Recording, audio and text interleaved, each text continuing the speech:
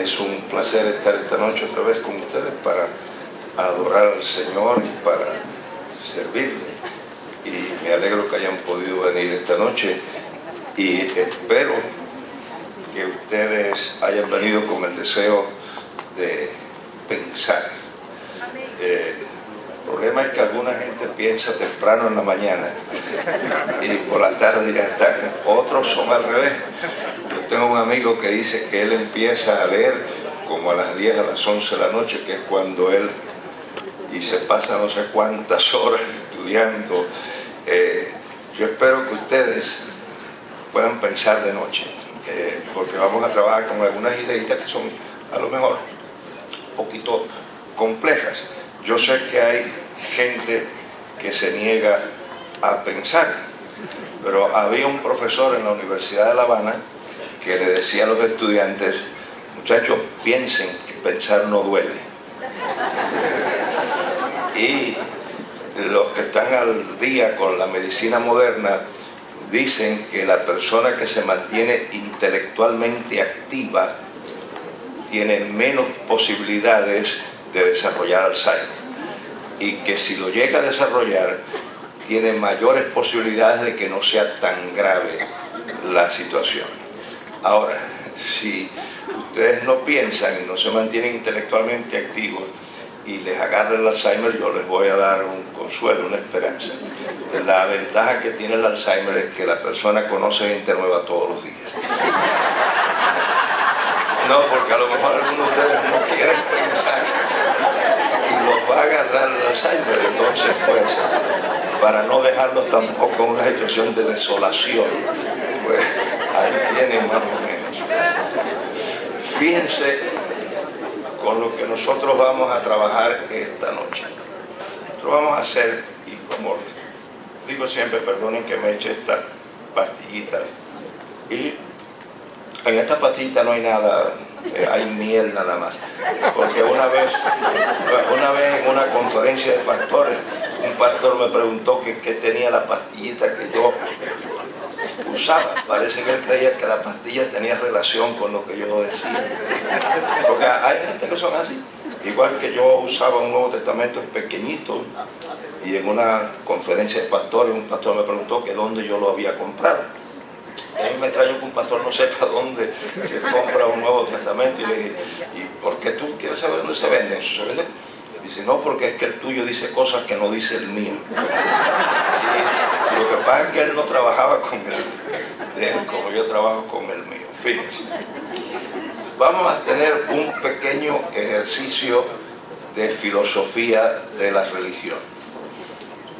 Yo les he explicado a ustedes que yo llevo, gracias a Dios, 58 años en el ministerio, que alguna gente piensa que no puedo llevar tantos años por la apariencia que tengo, pero sí los llevo.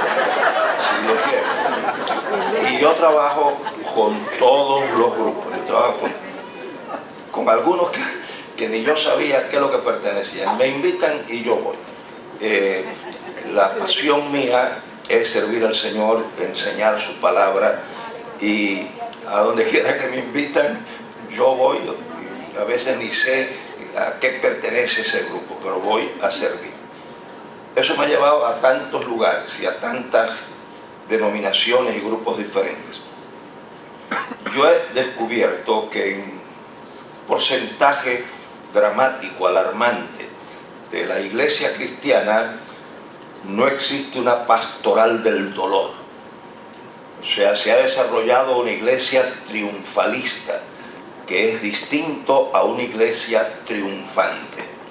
Es una iglesia donde el dolor no puede existir si usted tiene fe, donde las tragedias no pueden ocurrir si usted está bien con el Señor. Quiere decir, es viento en popa y a toda vela.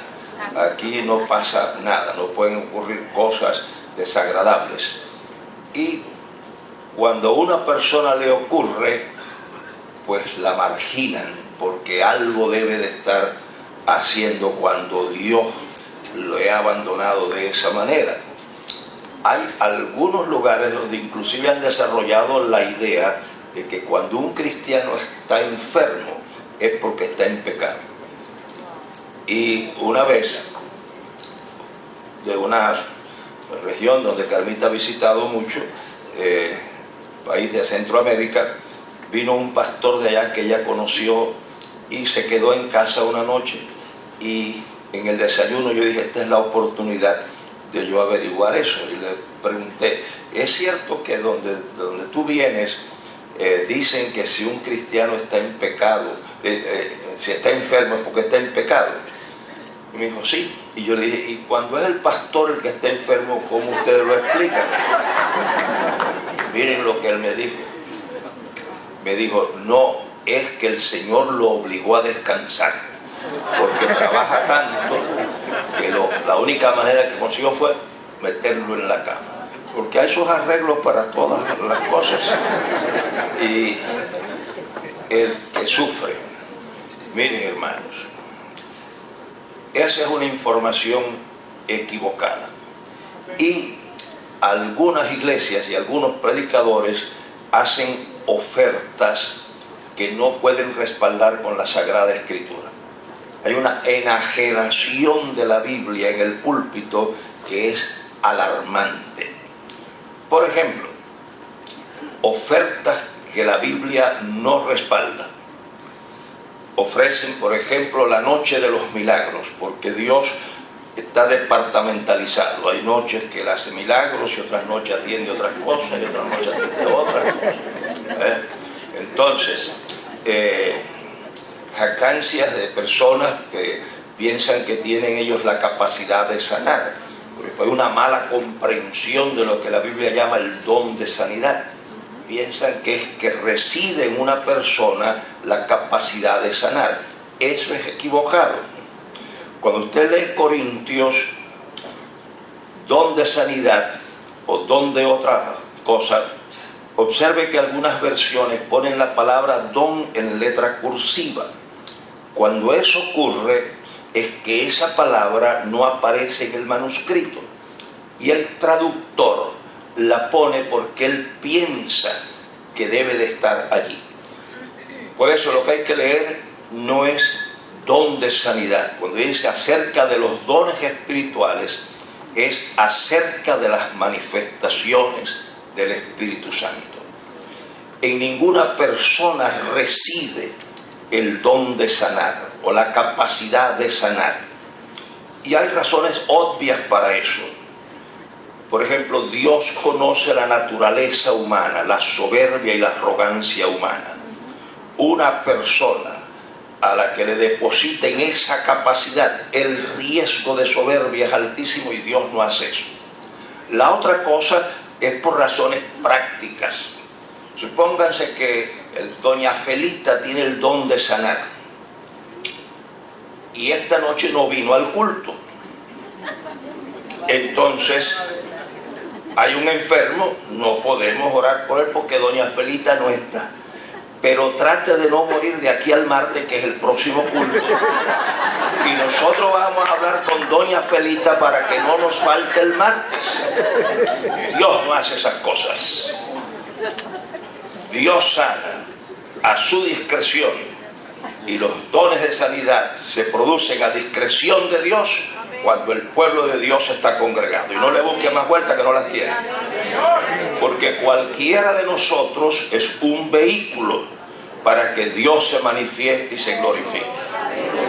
Si Dios quiere hablarnos esta noche con profecía, no busca ver, está Panchín hoy, que es el que tiene el don de la profecía.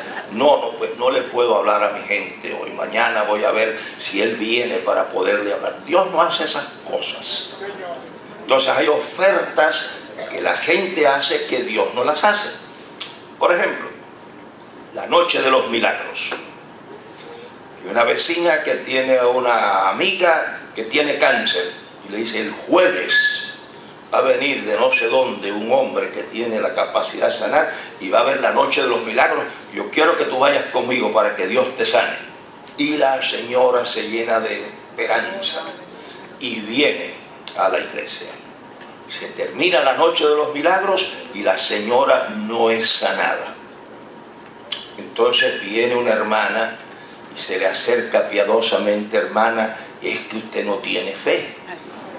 porque para el que cree todo es posible. La señora habla además de cáncer que es incrédula.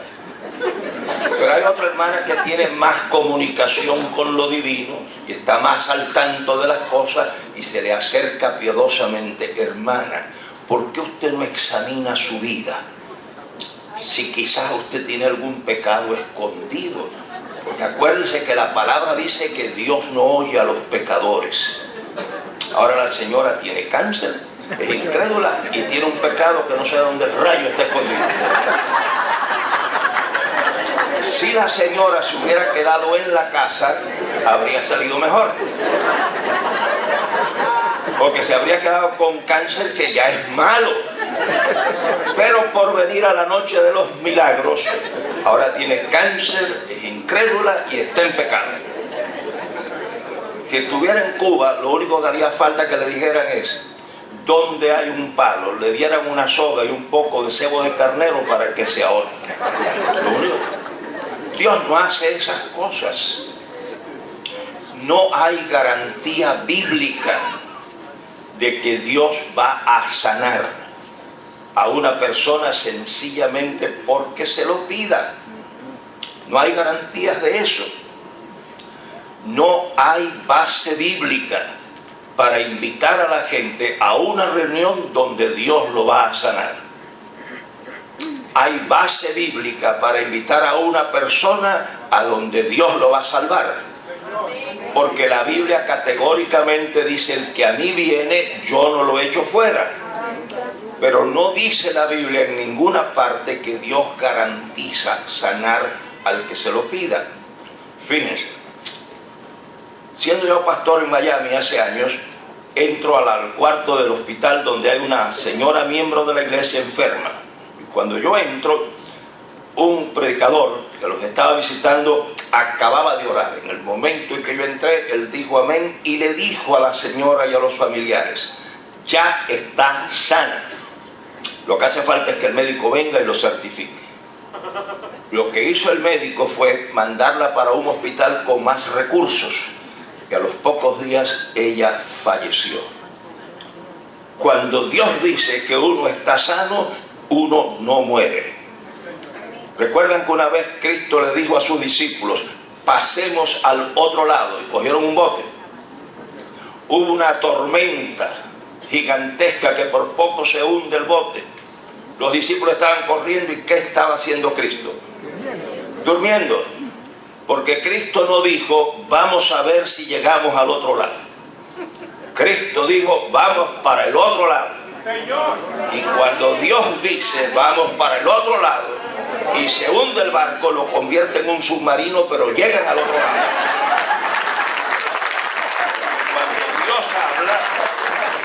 Cuando Dios habla, no es a lo mejor, vamos a ver si podemos hacerlo. Por eso, no podemos dar esperanzas falsas, porque hacemos más daño que el bien que queremos hacer. Ahora, que Dios habla, sí habla, pero usted tiene que estar seguro que es Dios habla. Yo fui a visitar a una señora que asistía a la iglesia donde yo era pastor en Miami, al Baptist Hospital. Una ancianita con una hemorragia que no se la podían detener. Y yo fui a orar por ella. Cuando yo le di la mano, que es mi costumbre, yo tuve la certidumbre, y yo no hago ofertas así a lo, yo tuve la certidumbre de que de eso no moriría. Y yo le dije: algún día vas a morir, pero de esto no vas a morir, saldrás. Y salió, porque Dios sí habla. Dios sí habla, pero hay que ser muy cuidadosos. Cuando la gente dice: te declaro salud, ¿de dónde han sacado la base para eso? Lo que usted puede es desearle salud, que es muy distinto a dársela. Usted no puede declarar bendición sobre nadie, porque usted no es el que distribuye las bendiciones. Usted puede desearle bendiciones a la gente, que es muy diferente. Entonces uno tiene que estar muy cuidadoso. Pero hace falta el rigor de la Biblia. Lo que pasa es que hay mucho folclore evangélico.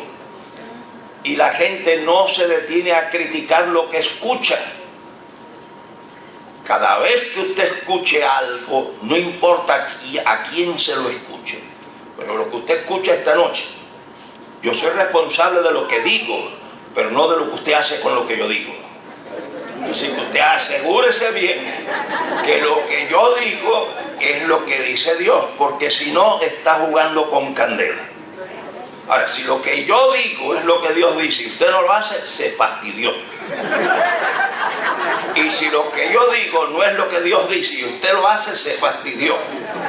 Así que usted tiene que estar, cuando me escuche, resérvese el derecho de criticarme, analizarme, que eso lo hacían unos cristianos del siglo I, que iban a las escrituras para ver si esas cosas eran así. Ahora, fíjense otra cosa. Y como el culto empezó temprano, pues ya ustedes comieron y todo eso. Pero si se tienen que ir, se van, que no me ofenden. Que cuando yo acabe me voy también.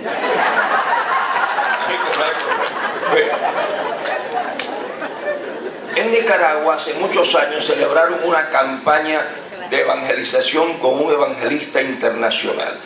Y lo de internacional es muy importante, porque los evangelistas locales como que no son muy... Los bravos son los internacionales, la gente del poder. Entonces me llaman de Nicaragua y me dicen: Gerardo, acabamos una campaña con un evangelista internacional. Queremos que tú vengas para en el mismo estadio ver si podemos conseguir la misma cantidad de gente para una semana de edificación. Magnífico, a eso es a lo que yo me dedico. Bien, es extraño que quieran hacer una cruzada de eso, porque eso casi nadie lo hace.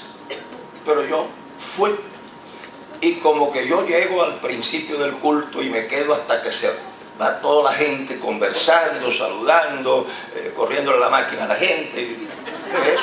Eso es salud mental, ¿te das cuenta? Eso es terapéutico. Yo me quedo hasta que cierran. Entonces ya cuando queda poquita gente, viene 2 mujeres y un hombre y me dicen: óigame, mire, nosotros venimos del otro lado del país, hemos viajado porque nos dijeron que usted tiene el don de sanar. Parece que confundieron mi apellido con el apellido de otro que se parece. Y yo le dije: mire, señora, hasta donde mi información llega, lo que usted dice que yo tengo, yo no lo tengo. Pero que Dios sana, sí sana. Pero yo no le puedo garantizar que lo va a sanar. Si usted quiere, sobre esas condiciones le pedimos al Señor y que Él haga su voluntad. Entonces la señora me dice: bueno, ya que estamos aquí, ore. Parece que ella dice: a lo mejor el incrédulo es que acierta. ¿Cómo yo le voy a decir que Dios la va a sanar, lo va a sanar, si yo no he oído a Dios decirme lo voy a sanar? Yo no doy esperanzas falsas. Ahora fíjense, la Biblia es clara en esto. Lo que valida la relación de una persona con Dios no son sus circunstancias. Las circunstancias no son confiables. Miren, yo les voy a leer lo que la Biblia dice. Observen. ¿Y qué más digo? Porque el tiempo me faltaría contando de Gedeón, de Barak, de Sansón, de Jefté, de David, así como de Samuel y de los profetas, que por fe conquistaron reinos, hicieron justicia, alcanzaron promesas, taparon bocas de leones, apagaron fuegos impetuosos, evitaron filo de espada, sacaron fuerzas de debilidad, se hicieron fuertes en batalla, pusieron en fuga ejércitos extranjeros. Las mujeres recibieron sus muertos mediante resurrección, mas otros fueron atormentados, no aceptando el rescate, a fin de obtener mejor resurrección. Otros experimentaron vituperios y azotes, y además de esto, prisiones y cárceles. Fueron apedreados, aserrados, puestos a prueba, muertos a filos de espada, anduvieron de acá para allá cubiertos de pieles de ovejas y de cabras, pobres, angustiados, maltratados, de los cuales el mundo no era digno, errando por los desiertos, por los montes, por las cuevas y por las cavernas de la tierra. Y todos estos, aunque alcanzaron buen testimonio mediante la fe, no recibieron lo prometido. Ahora observen cómo cierra este pasaje. Por lo cual Dios no se avergüenza de llamarse Dios de ellos, porque les ha preparado una ciudad. Dos grupos. Un grupo tapó la boca de los leones y al otro grupo lo aserraron. Un grupo pudo librarse y otro grupo sucumbió. Y los dos grupos están amarrados en esta declaración. De ninguno de los dos grupos se avergüenza Dios de llamarle sus hijos.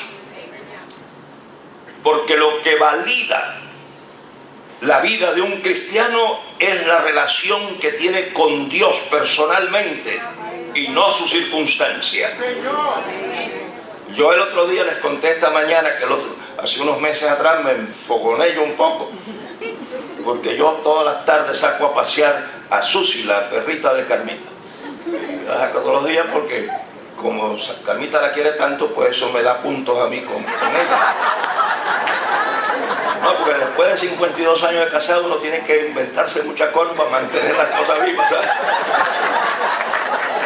Entonces yo paseo a la perrita todas las tardes. Una tarde voy yo paseando a Susi, muchachos, y debajo de una cerca se sale un perro y viene corriendo. Y como que yo conozco la situación, yo sé que si el perro me muerde, Carmita lo va a lamentar, pero no se va a acabar el mundo. Pero si me muerden a Susi. Entonces yo cargué a Susi, la levanté. El perro saltó, muchachos, y me agarró por el brazo. Me tuve que ir para emergencia. Y yo después que pasó digo, pero ¿cómo es posible? Si yo he leído que le tapó la boca a los leones. ¿Cómo si fue tapar la boca a los leones? No le tapó la boca al dichoso perro. Que un perro es menos que un león. Pero es que Dios es soberano y le tapa la boca a los leones que Él quiere y a los otros deja que se coman a sus hijos. Y ese es el riesgo de la fe, que Dios es soberano. ¿Recuerdan ustedes lo que Cristo dijo de Juan el Bautista? De los nacidos de mujer, ninguno es mayor que Juan el Bautista. ¿Recuerda lo que dijo de Pedro? Apártate de mí, Satanás, que me eres escándalo. Usted está aquí mar afuera, en un bote, con Pedro y con Juan el Bautista. Se hace de noche y el bote empieza a hacer agua. Los tres no pueden seguir en el bote porque se va a hundir. Usted no se puede tirar porque usted es el que conoce la ruta, y si se tira usted, los tres se van a morir. Entonces usted tiene que tirar a uno de los dos. Con la información que usted tiene de la opinión que tiene Cristo de Pedro y de Juan, ¿a quién tira el agua?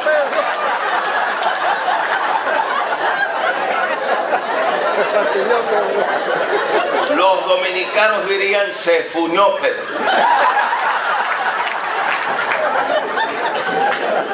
Y entonces usted lo tira al agua y llega a la orilla con Juan. Señor, no te puede traer a los dos, pero te traje a aquel de quien tú tienes mayor opinión.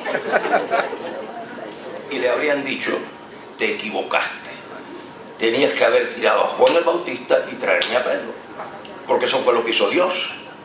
Sacó de la cárcel un ángel a Pedro y dejó que a Juan el Bautista le cortaran la cabeza. Cuando yo estudiaba Nuevo Testamento en la Universidad de Rochester, un profesor que no creía, se lo puedo decir en cubano y después si eso es malo, ustedes me lo dicen y yo lo digo más, pero ustedes saben cómo es el superlativo de incredulidad en el vernáculo cubano. Una persona que no cree ni en la madre que lo parió. Entonces, este profesor mío del Nuevo Testamento no creía ni en la madre que lo parió. Y estudiando ese pasaje, ¿saben lo que él sabía cómo yo pensaba? Y yo no sé si me quiso ridiculizar y me dice, ¿qué es lo que tú quieres decir? que un ángel aleteando se metió en la celda y se lo llevó. Le dije, mire doctor, yo no sé si el ángel aleteaba o no aleteaba. Lo que yo sé es que se metió a la celda y se lo llevó.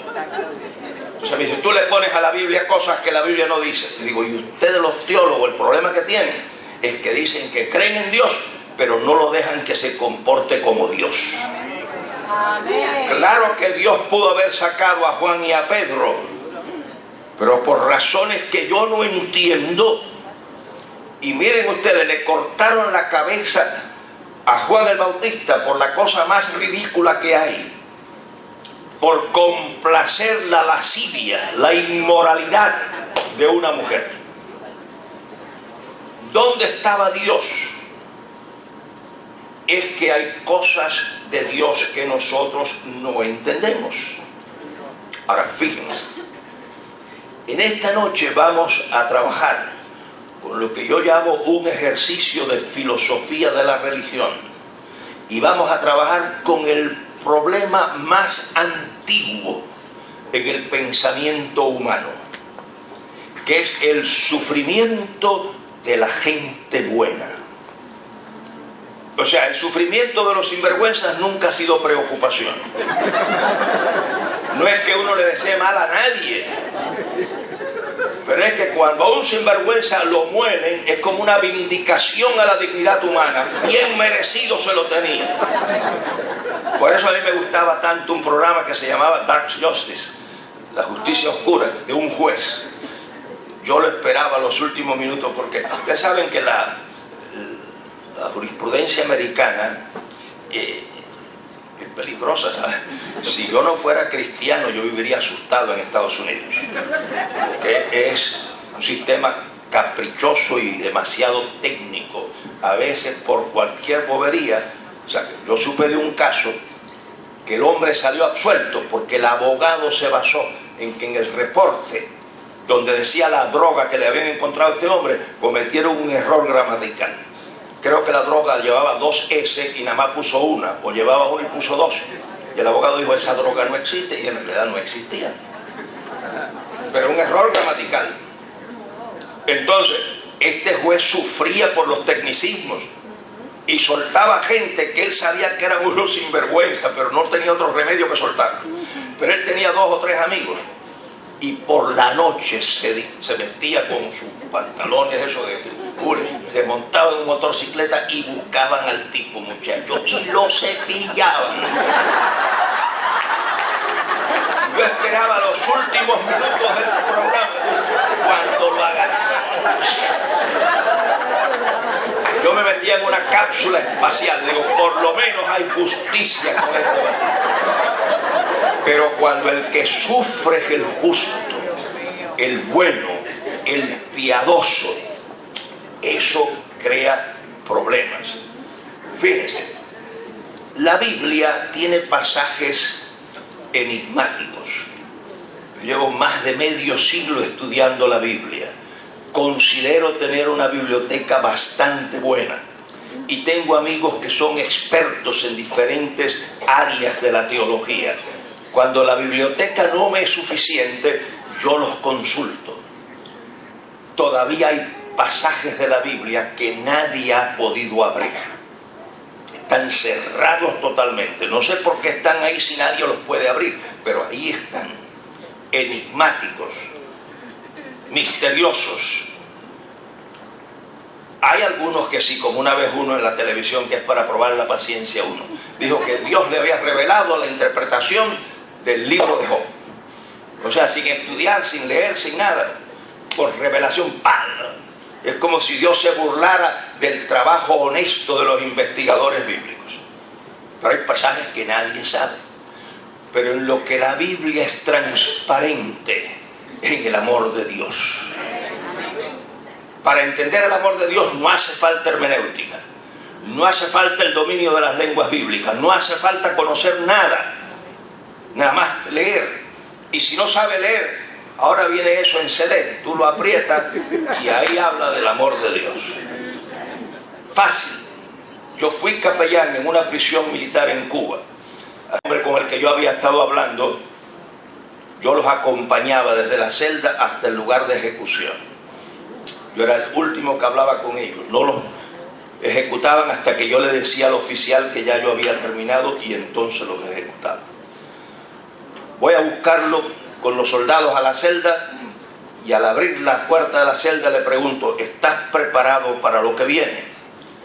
Me dijo: sí, porque de tal manera amó Dios al mundo que ha dado a su Hijo unigénito, para que todo aquel que en él cree no se pierda, mas tenga vida eterna. Caminamos hasta el lugar de la ejecución, y frente a un jeep que lo tenía enfocado y 8 soldados preparados con sus rifles, tuvimos un breve momento de oración. Y cuando yo dije amén, ese hombre, con una tranquilidad que todavía recuerdo, con un sentido de paz que todavía recuerdo, me abrazó y me dijo: allá nos veremos. Y lo ejecutaron. Yo no lo bauticé, no le di clases de bautismo, no tuvimos tanto tiempo.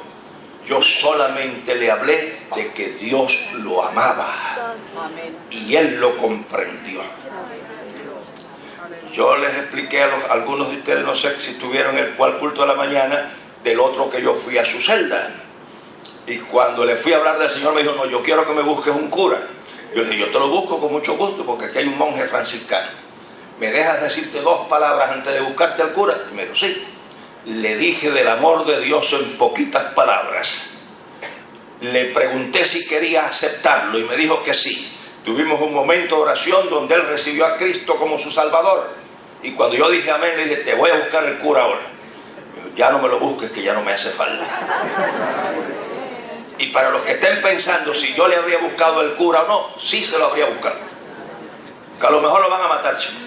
Y si le consuela ver a un cura, como yo dije esta mañana, no solamente a un cura, a los Reyes Magos se los traigo. Disfrazo a 3 allí. Consuelo para el hombre. Pero no hizo falta. ¿Por qué? Porque el amor de Dios es claro. No hace falta un cerebro especial. Yo he trabajado en la selva con personas de muy poca educación.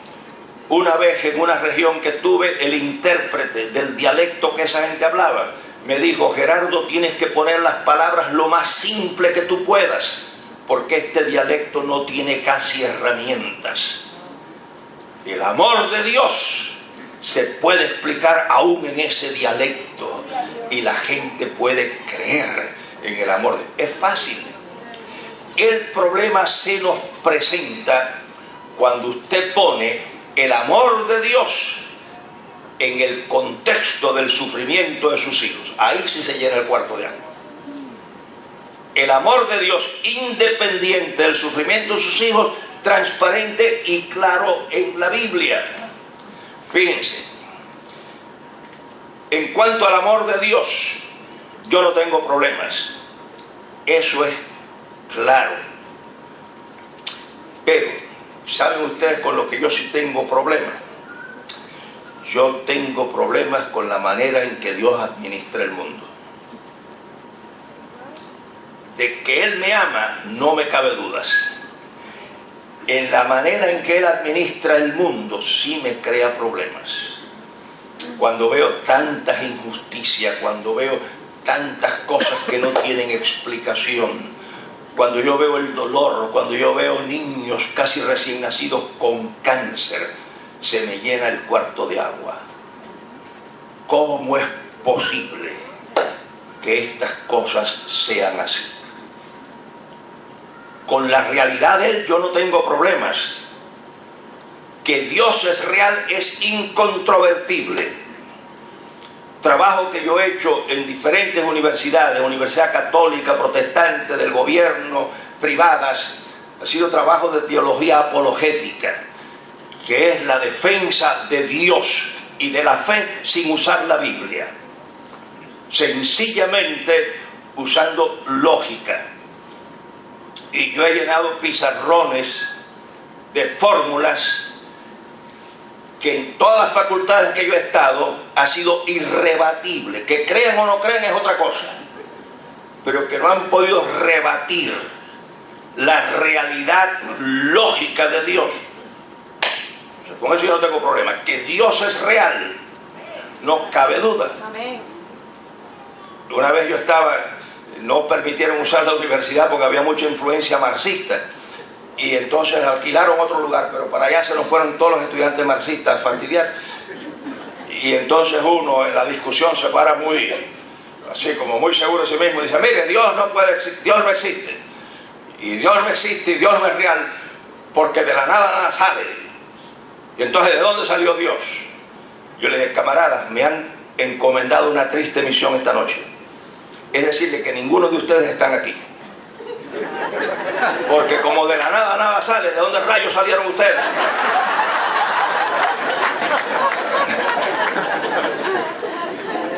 O sea, la realidad de Dios es una necesidad de la realidad mía. Tan fácil como eso. Amén. Con eso yo no tengo problema. Con lo que tengo problemas es con cómo ese Dios real administra el mundo. ¿Por qué hay tanta injusticia? ¿Por qué hay tanto dolor? ¿Por qué hay tanta tragedia? Pero antes de que ustedes se pongan a orar por mí, yo les voy a enseñar que yo no soy el único, ni fui el primero tampoco. Mira esta gente de la Biblia, estos sí que tenían un problema grave con Dios. Yo no estoy tan grave, pero miren ustedes. Miren ustedes. Después de esto abrió Job su boca y maldijo su día. Yo todavía no he hecho eso. Yo estoy encantado de estar vivo. Y exclamó Job y dijo: perezca el día en que yo nací y la noche que se dijo varón es concebido. Sea aquel día sombrío y Dios no cuide de él desde arriba, ni claridad sobre él resplandezca.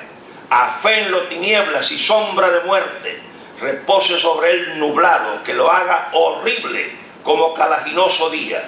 Ocupe la oscuridad aquella noche, no sea contada entre los días del año, ni venga en el número de los meses. Oh, si fuera aquella noche solitaria, que no viniera canción alguna en ella. Maldíganla los que maldicen al día, los que se aprestan para levantar su llanto.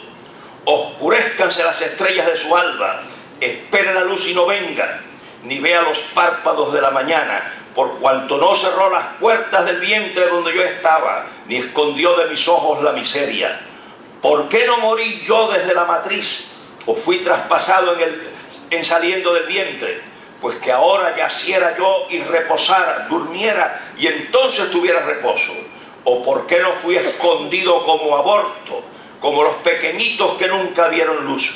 ¿Por qué se da luz al trabajo y vida a los de ánimo en amargura, que esperan la muerte y ella no llega, aunque la buscan más que tesoros, que se alegran sobremanera y se gozan cuando hallan el sepulcro? Ese hombre sí tenía problemas. Pero observen ustedes la carga que vio Habacuc profeta. ¿Hasta cuándo, oh Jehová, clamaré y no oirás? Y daré voces a ti a causa de la violencia y no salvarás. ¿Por qué me haces ver iniquidad y haces que mire molestia y saco y violencia delante de mí, habiendo además quien levante pleito y contienda? Por lo cual la ley es debilitada y el juicio no sale verdadero, por cuanto el impío asedia al justo, por eso sale torcido el juicio. Y ahora aquí es donde viene el corazón de la situación. Fíjense, porque estas no son declaraciones de ateos o de impíos o de incrédulos, son declaraciones de hombres que afirman a Dios, y eso es lo que crea el problema.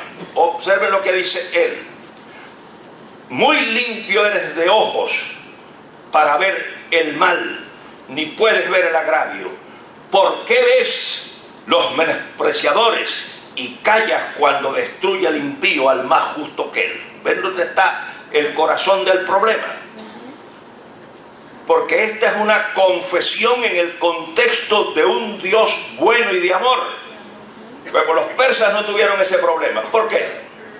Porque los persas, al aceptar el dualismo religioso, un Dios del bien y un Dios del mal, resolvieron el problema. Cuando el Dios del mal gobernaba, no se salvaba ni la verdolaga. Ahí se fastidió todo. Cuando el Dios del bien gobernaba, ahí todo era bendición. Los judíos no podían suscribir el dualismo religioso porque eran monoteístas radicales. Por eso es que llegaron a una declaración como esta: de la boca del Altísimo no saldrá lo malo y lo bueno.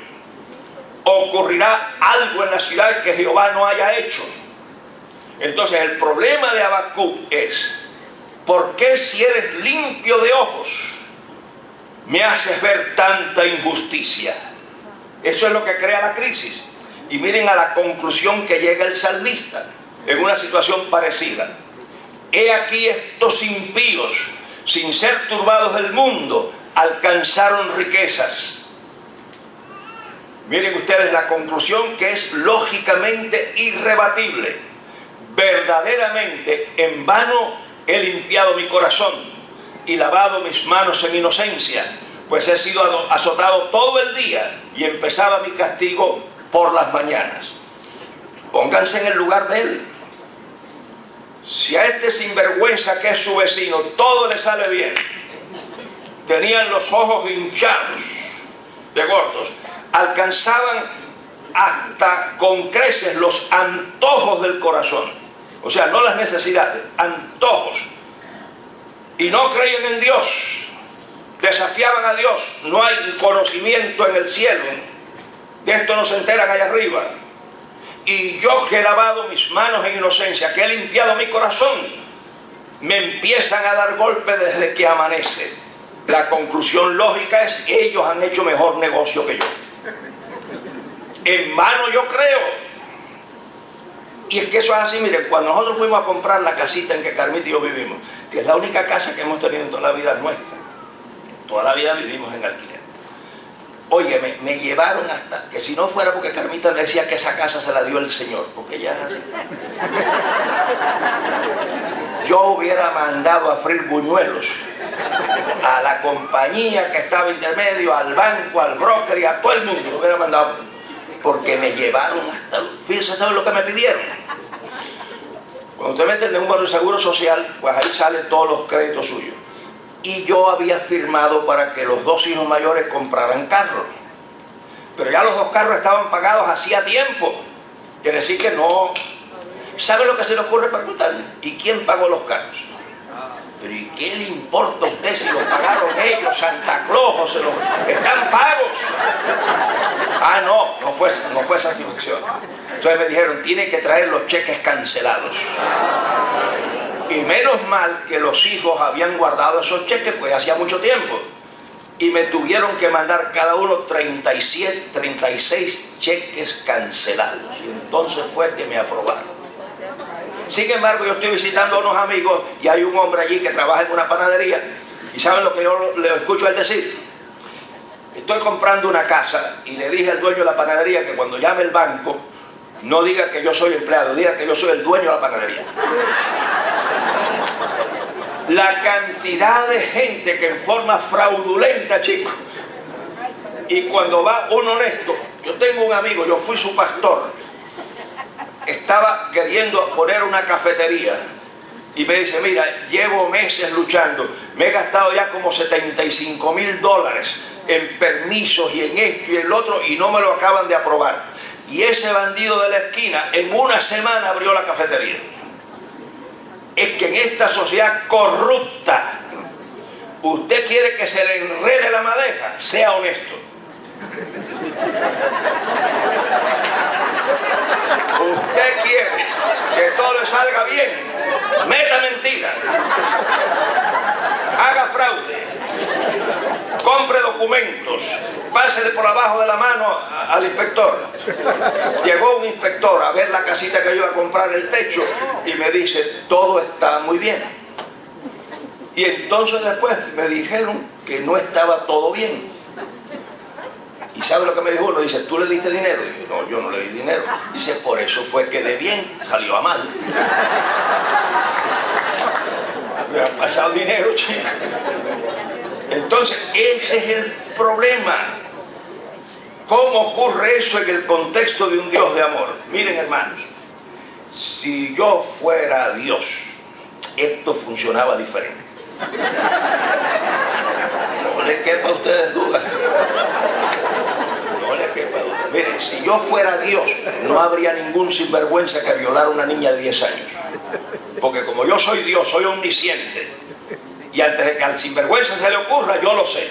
Y yo lo mato antes de que se le ocurra. No viola a ninguna niña. Si yo fuera Dios, nadie emigraba de su país por razones políticas o económicas.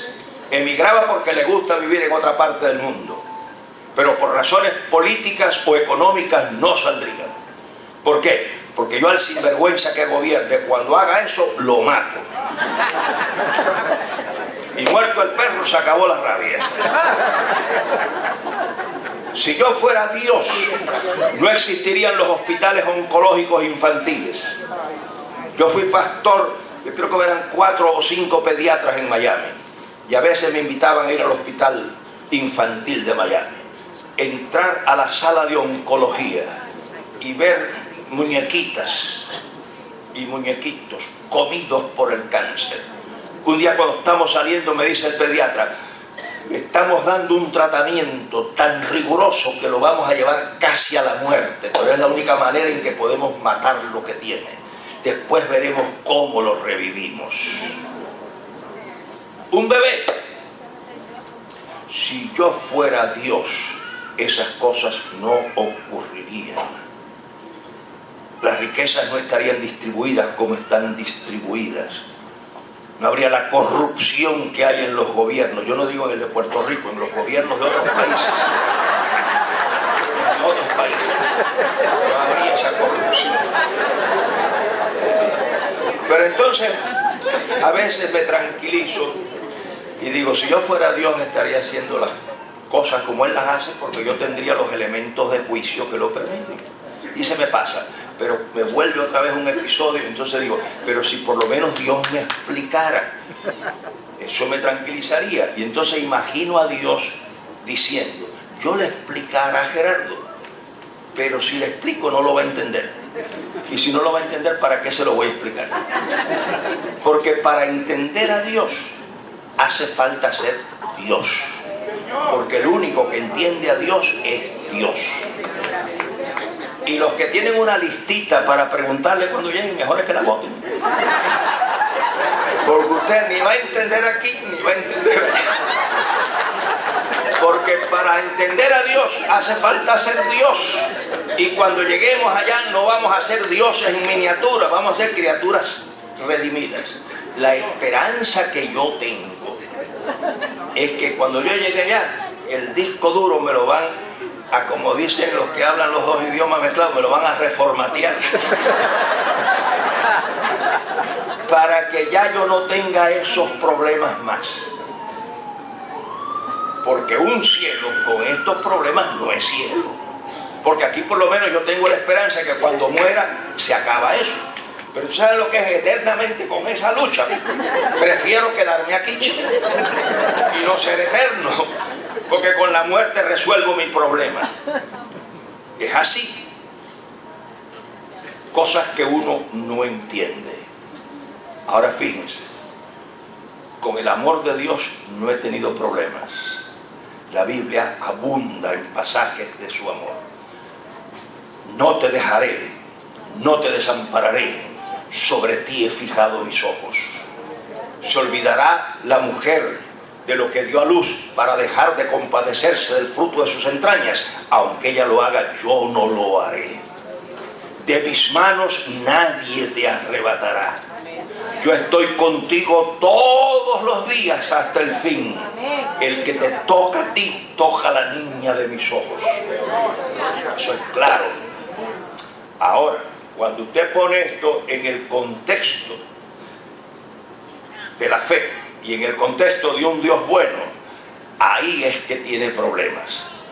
Fíjense ustedes cómo se plantea en filosofía. Usted no puede decir Dios es bueno, Dios es omnipotente y aceptar la realidad del sufrimiento. porque eso es lógicamente incompatible. Si usted afirma que Dios es omnipotente, Dios tiene la capacidad de evitar el sufrimiento de sus hijos. Si no lo evita, es porque no es bueno. Porque si pudiéndolo evitar no lo evita, entonces no es bueno. Pero usted dice, sí es bueno. Bueno, si es bueno, debe de querer evitar el sufrimiento de sus hijos. Pero como es impotente, queriendo no puede evitarlo. Entonces, es bueno y es omnipotente. Digo, pues entonces el sufrimiento no existe. Es una imaginación suya. El cáncer, usted no tiene cáncer, eso es un error de la mente. No confiese cáncer. Porque eso es lo que nos enseñan. No confiese, por fe di. Oran por mí, un dolor aquí. ¿Por qué oran? Ya, ¿cómo te sientes? Todavía tengo el dolor ahí. No confiese eso, que eso es incredulidad. Usted por fe diga que no le duele. No, por fe yo puedo decir que espero que no me duela más. Pero hasta el momento, con fe y sin fe, me duele. Usted quiere que yo ahora, además de tener dolor, sea mentiroso. Entonces, no hay sufrimiento. No, claro que hay sufrimiento. Entonces, si hay sufrimiento, o no es bueno o no es omnipotente. Es una contradicción. Vamos a ponerlo de otra forma. Vamos a ponerlo en una forma de silogismo. Fíjense ustedes. Ustedes saben que un silogismo es un argumento filosófico, ¿verdad? Argumento en el vocabulario de la calle es una discusión entre dos personas. Pero en su sentido técnico es la presentación de las ideas en un orden que permiten una conclusión que es irrebatible. En otras palabras, el ejemplo que se usaba, todos los hombres son mortales. Sócrates es un hombre, por lo tanto, Sócrates es mortal. Ahora, dejen eso ahí, vamos a otra cosa y después volvemos a eso. La ley de la contradicción. En lógica, la ley de la contradicción dice que cuando dos proposiciones se contradicen, una de las dos es falsa. A mí me da mucha gracia en reuniones de negocio de los cristianos, que cuando presentan una moción se paran y dicen, miren hermano, yo estoy a favor y en contra de la moción. Yo digo, no sé cómo se lo puede hacer, pero bueno. Pero el tipo no está todavía contento y entonces dice, y se lo voy a explicar por qué. O sea, no está conforme con haberse burlado de mi inteligencia, decir que está a favor y en contra, ahora va a explicar cómo se puede estar a favor y en contra. La ley de la contradicción dice, cuando dos proposiciones se contradicen, una de las dos es falsa. Ahora fíjense, miren ustedes esta contradicción. Un médico que es el oncólogo mejor del mundo, tiene el historial de haber sanado toda forma de cáncer, director del mejor hospital de oncología del mundo, está en la habitación del hospital con una hija de 5 años. Y él dice, esta hija es mi vida. Yo daría cualquier cosa por ella. Y la niña se va muriendo poco a poco en medio de dolores inenarrables. Usen la ley de la contradicción. O él no ama a la niña como dice que la ama, o él no tiene capacidad de curar como él dice que la tiene. Porque si él la ama como dice que la ama y puede sanar el cáncer, ¿por qué no la sana? O no la puede sanar, o no la ama como dice. ¿Puede Dios sanar el cáncer? Nos ama a nosotros con su vida. ¿Y por qué, amándonos tanto y pudiendo sanarnos, no nos sana? Piensen que pensar no duele. Ahora fíjense, volvamos al silogismo. Vamos a usar las premisas tomadas de la Biblia. Dios es amor. Premisa principal. ¿Dice la Biblia que Dios es amor? Dice la Biblia que Dios es amor. Premisa secundaria: el amor no hace sin razón. ¿Dice eso la Biblia? Lo dice la Biblia. La conclusión irrebatible es: Dios es amor. El amor no hace sin razón. Por lo tanto, todo lo que Dios hace tiene razón. Yo le voy a poner a ustedes dos casos nada más, que le puedo poner muchísimos, de 58 años viendo el sufrimiento de los cristianos y estando al lado del dolor. Yo fui pastor de un joven matrimonio en New York, en la década del 60. Llevaban como 8 años de casados, no habían tenido hijos y deseaban tener hijos. Habían hecho todas las cosas por tenerlo y no lo podían tener. Una noche después del servicio del domingo me dicen: Gerardo, quiero que vayas a casa, tenemos que contarte algo. Y cuando llego, miren lo que me dicen. Dice: tú sabes que nosotros hemos deseado tener familia y no la hemos podido tener. Y hemos hecho todos los intentos, todos los tratamientos. Pero mira lo que nos ocurre ahora. A Olguita le apareció algo aquí en una costilla y lo diagnosticaron como cáncer y le están dando radiación. Pero acabamos ahora también de enterarnos que Olguita está en estado. Y el médico dice que o se hace un aborto o se suspende la radiación. Yo pensaba que ellos me habían llamado para que, entonces el médico, si se suspende la radiación, es final la cosa.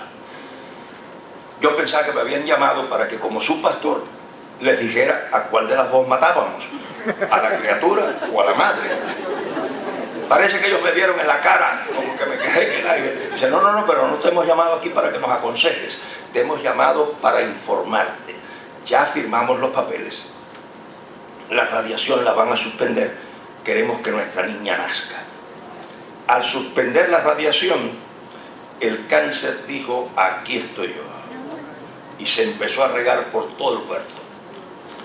Dolores que a veces yo llegaba a verla y me decía: Gerardo, a veces me quisiera tirar por la ventana de la fiebre tan alta que tengo, de lo que pierdo como el sentido. Unos dolores abrumadores. Dio a luz una niña saludable. Poco después murió. Una mujer que soñaba con la maternidad. Maternidad y cáncer tocaron la puerta de su vida casi al mismo tiempo. Fue como decirle: esto es ser madre, y entonces arrebatarle la criatura. Una mujer cristiana transparente. Yo iba a verla y en medio de sus dolores lo que me decía es: mamá fue a la iglesia. Me preguntaba que si el esposo había ido a la iglesia, que si su hermanita había ido a la iglesia, que si habían llevado la ofrenda, que si habían llevado los diezmos, que cómo estaban los hermanos. Por Olguita hicimos vigilias, hicimos días de oración y ayuno, y Olguita murió. Denme la razón de eso. Un caso más. Yo conocí a un predicador dominicano en Nueva York, Paco de apellido. Trabajaba de ascensorista en la Quinta Avenida, vivía en el Bronx, en un barrio malo, pobre y con mucha delincuencia. Tenía niños pequeños y en el verano él se los llevaba al trabajo para no dejarlos en el barrio aquel tan malo. Una noche me llama. Al llevar 2 de los hijitos, bajaron al sótano a jugar.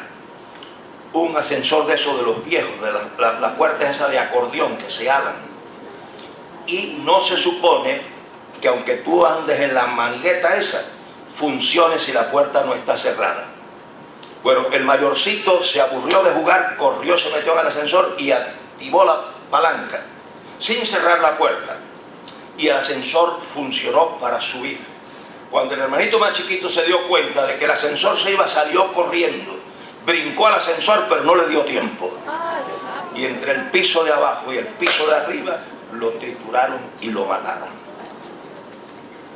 Paco, un hombre que servía a Dios, y con lágrimas que yo sentía que estaba llorando por teléfono, me dice: Gerardo, nos mudamos para aquí especialmente para darle la atención médica que él requería, y ese es el que se me muere, y en esa manera tan cruel. Deme la razón que eso tiene.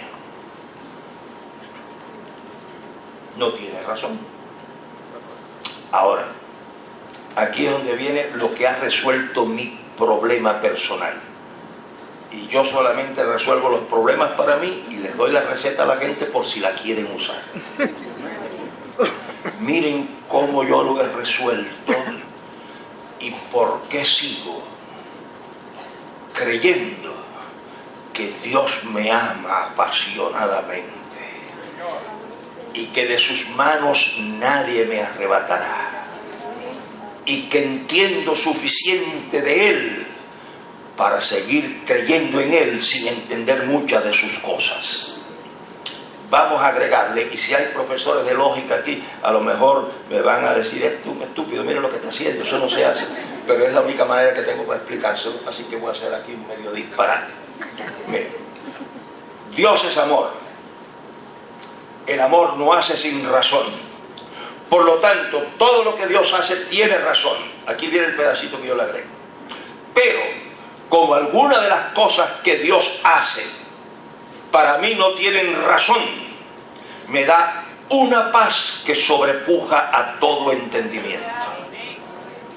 Cuando yo vengo en caída con la sinrazón de Dios, me reciben unos brazos que me dan una paz que tampoco tiene explicación.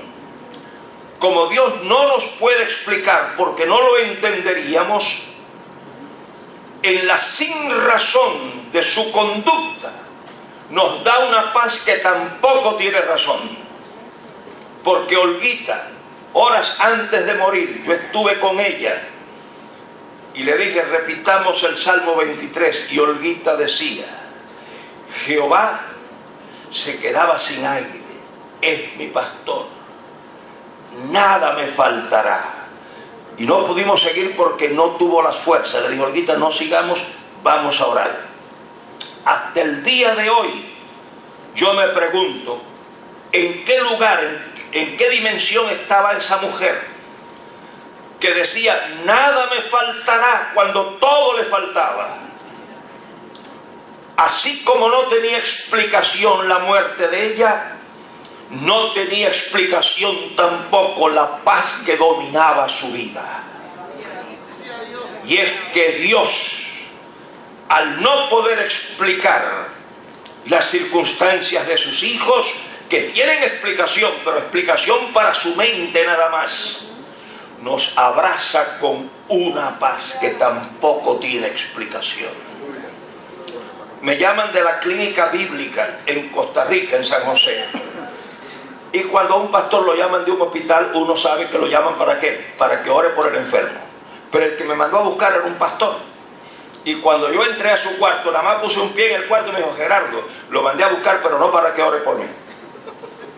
Ya yo hablé con los médicos y ya lo mío al final, voy a morir. Hace muchos años arreglé mi vida con Dios. He fundado muchas iglesias, ya he dicho dónde quiero que me entierren. Te mandé a buscar nada más porque yo había oído hablar mucho de ti y quería conocerte. Conversamos de su trabajo, del mío. Ni até la muerte, ni reprendí la enfermedad, ni leímos Santiago, ni lo ungí con aceite. Cualquiera que nos haya visto dice, esos no son pastores, son dos incrédulos, chicos. El tipo se está muriendo y ni reprende la muerte, ni la amarra, ni lo unge, ni hace nada por él, chico. Pero es que él me dijo a mí que nada de eso hacía falta. Ese hombre tenía una tranquilidad que era como si dos amigos que están tomando café juntos y el hombre se estaba muriendo, chicos. Una vez llego yo a una funeraria y a buscar al papá de Pepe, un amigo mío, que yo había sabido que se había fallecido el hombre. Estaba de vacaciones el padre de Pepe en Miami y falleció. Que a mí nunca se me ocurriría morir de vacaciones, pero bueno, él murió de vacaciones.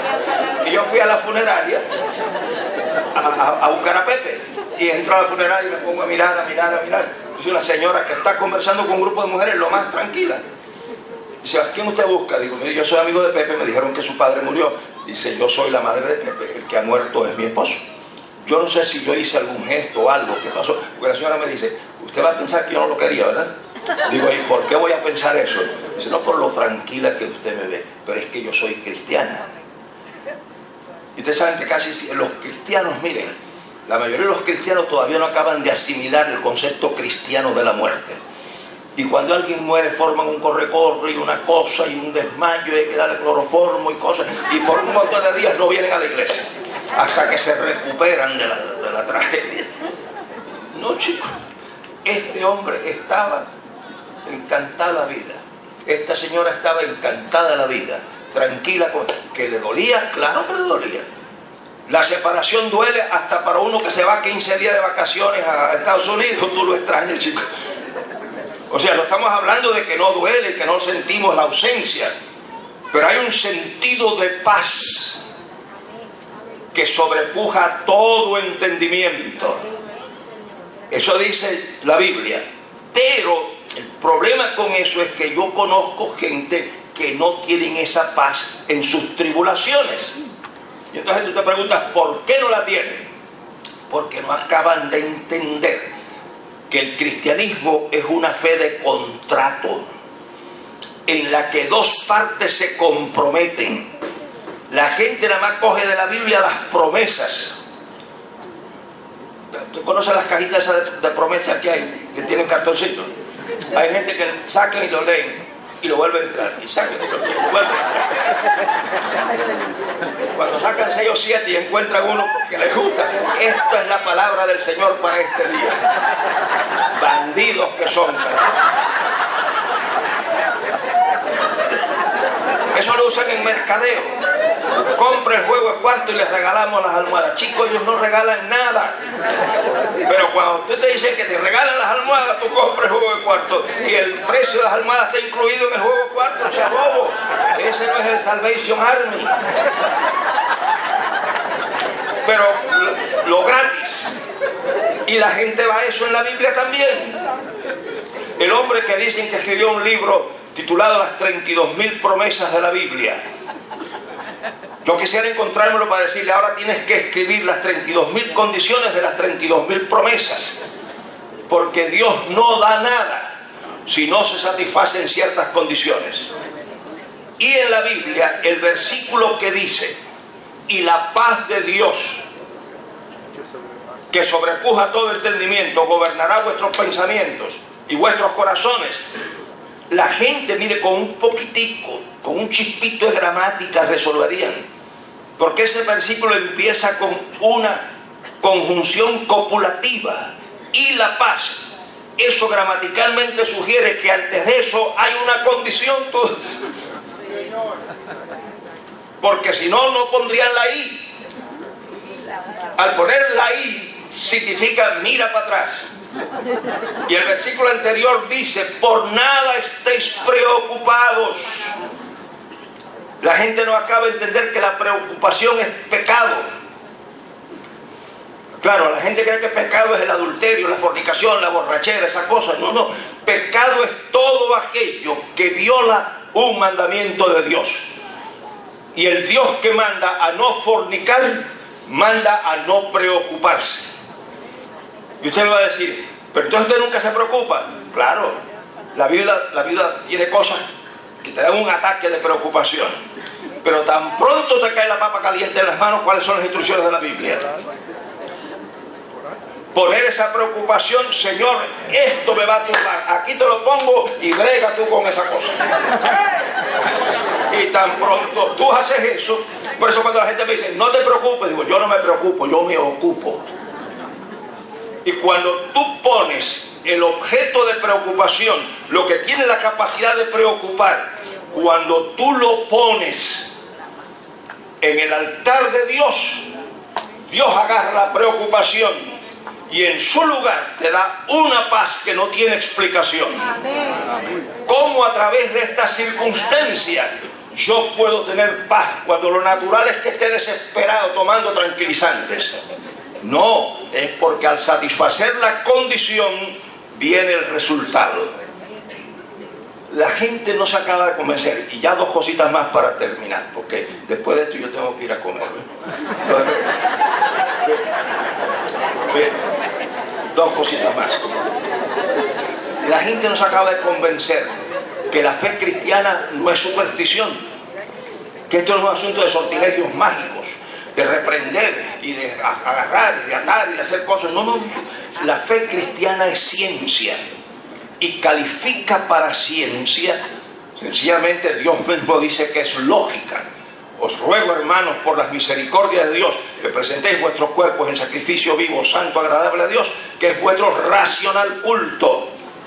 Y califica para ciencia porque tiene leyes y tiene método. Si tú no lo usas así, no funciona. El mismo nombre de Jesús. No hay nada intrínsecamente poderoso en el nombre de Jesús. El nombre de Jesús es como el nombre de Pedrito. Y no empiecen a orar por mí, porque yo no hago afirmaciones que no pueda probar. El nombre Jesús era un nombre común en el siglo I. Cualquier hijo de vecino se llamaba Jesús. Entonces, fíjense ustedes, el siglo I fue un siglo de demonios. Que no habían tantos demonios como la gente cree. Es como ahora con la ley, la guerra espiritual, hay demonios hasta en la sopa. Demonios por donde quiera. En el siglo I había eso, pero si hubieran habido psiquiatras en el siglo I, un montón de endemoniados los habrían diagnosticado con problemas de salud mental. Yo no digo que no habían endemoniados, y yo no digo que Cristo no echó fuera demonios, y que Pablo no echó fuera demonios, pero no habían tantos demonios como parece que había. Pero un día, los hijos de un hombre que se llamaba Seba, tuvo 7 hijos, y los 7 le salieron sin vergüenza. Porque hay familias que tienen 4 buenos y 3 malos y balanceados. Los 7 chicos le salieron malos. Vagabundos eran esos tipos. Y un día parece que pasaron por un lugar donde Pablo estaba echando fuera demonios. Y dijeron, muchachos, con la cantidad de demonios que hay en este pueblo, nos hacemos ricos echando fuera demonios. Y al primer endemoniado que se encontraron, le dijeron, te reprendemos en el nombre de Jesús. Pero ellos eran sinvergüenza, pero no brutos. Y como ellos sabían que había muchos Jesús en ese pueblo, dijeron, te reprendemos en el nombre de Jesús, pero no cualquier Jesús. Jesús el que Pablo predica. Y los demonios le dijeron, conocemos a Jesús y sabemos quién es Pablo, quién rayos son ustedes. Y les cayeron encima. Y si no salen como el perro que tumbó la olla, muchachos, allí quedan con sus huesos. Si el nombre de Jesús tuviera poder intrínseco, si fuera un sortilegio mágico, cualquiera que lo pronuncia resuelve el problema. Pero es que el nombre de Jesús no tiene poder intrínseco. El nombre de Jesús adquiere el poder al funcionar cuando ese pronunciamiento en el nombre de Jesús va unido a una relación que la persona que lo pronuncia tiene con ese Dios que se llama Jesús. Y cuando existe el compromiso personal de entrega y Jesús nos posee, el decir en el nombre de Jesús sustrae de las riquezas en gloria el poder que necesitamos para que en nuestra circunstancia la paz que sobrepuja todo entendimiento abrace nuestra mente y nuestros corazones. Nadie puede usar el nombre de Jesús si no tiene compromiso con Jesús. Para que Dios funcione en tu vida, tienes que tener tu vida en su altar. Y cuando viene la preocupación, tomar esa preocupación y ponerla en su altar.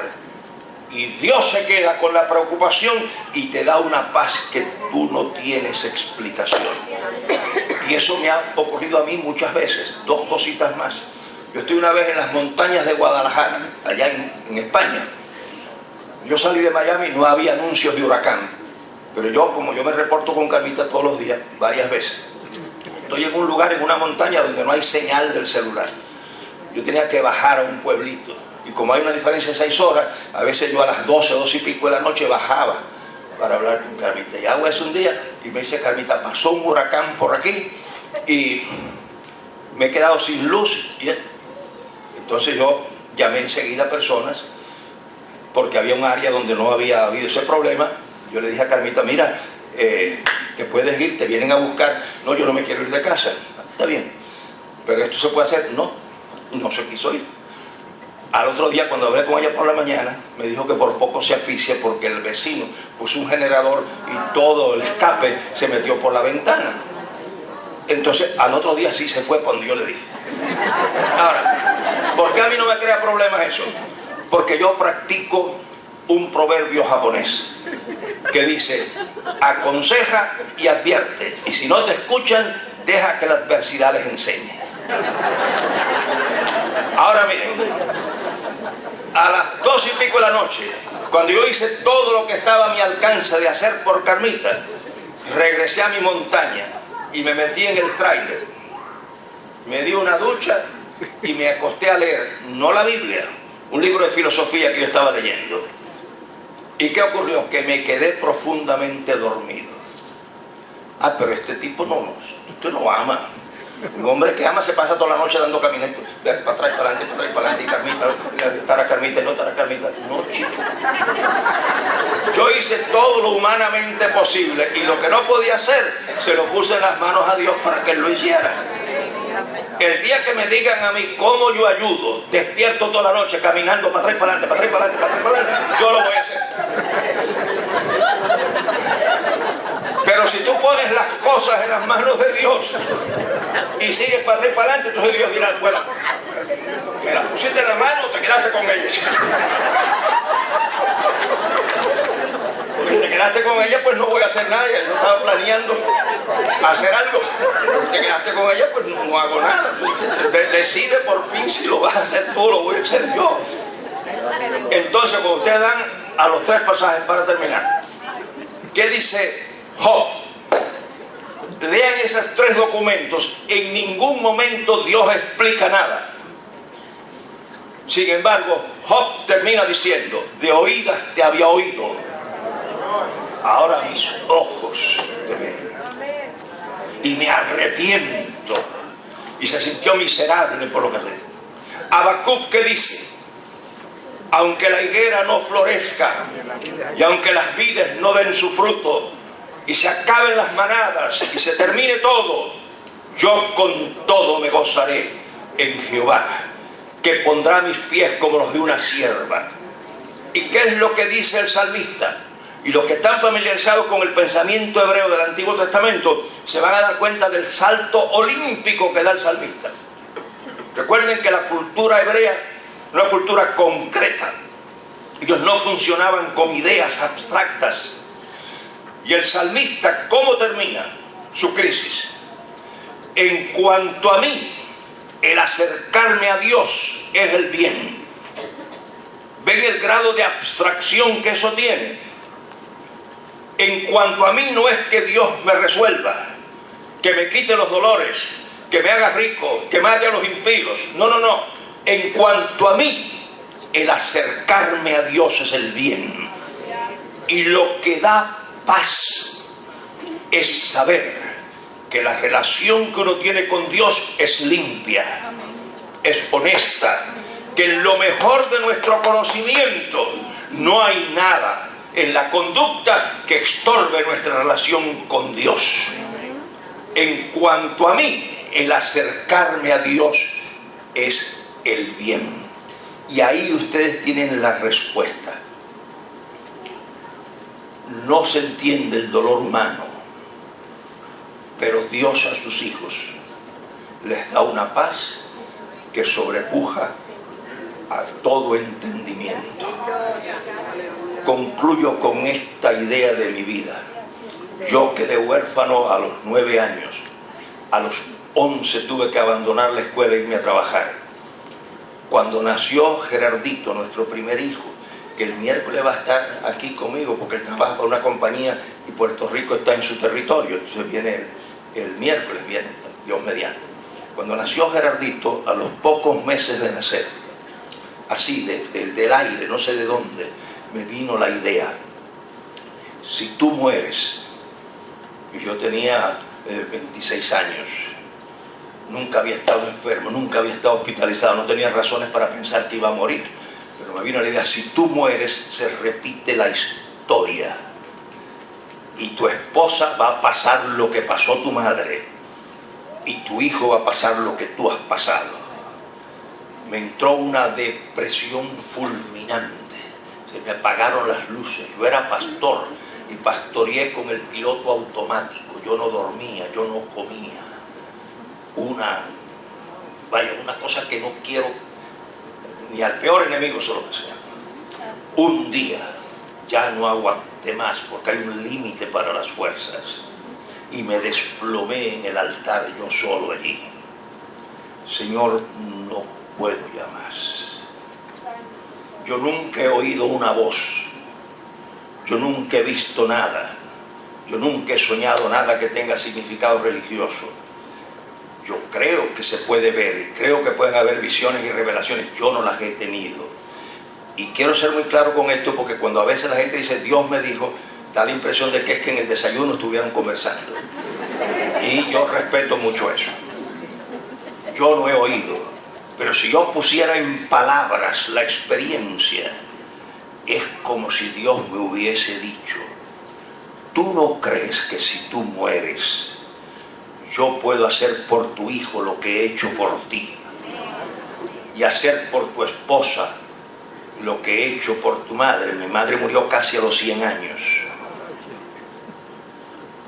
Experimenté la paz que sobrepuja a todo entendimiento.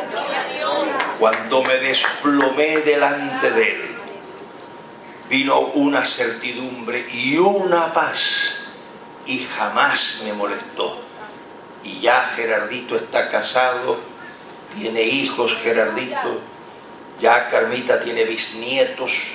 ¿Saben lo que es un hombre joven como yo casado con una bisabuela?